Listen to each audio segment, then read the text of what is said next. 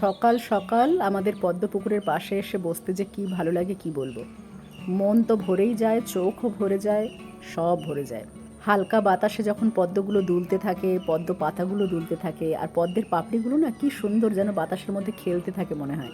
দেখলে তোমারও সকাল ভালো হতে বাধ্য।